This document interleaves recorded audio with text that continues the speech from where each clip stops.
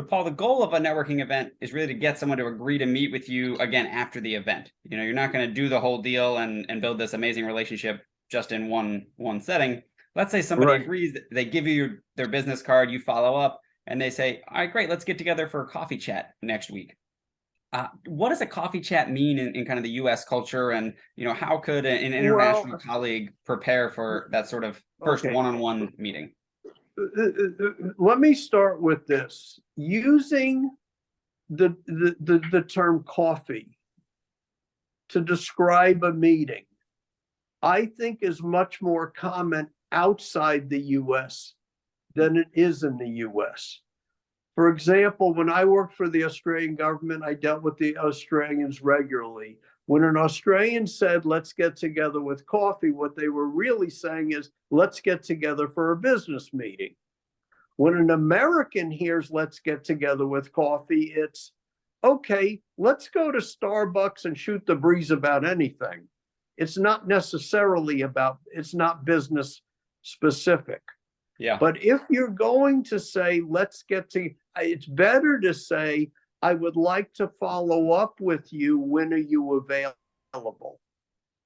And to keep it very brief, 10 words or less.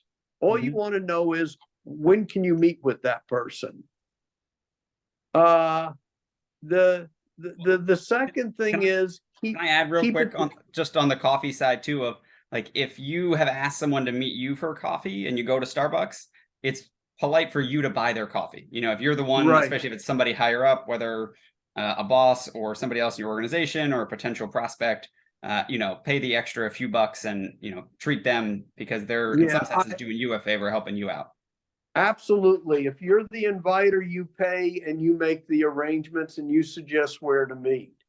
There's another thing about using the term coffee. You're trying to meet with somebody to have a business discussion with them.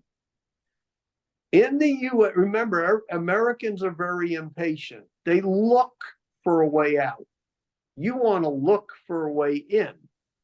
Coffee is like saying you have an easy way out. What does coffee mean? How long does it take to drink a cup of coffee? 5, maybe 10 minutes?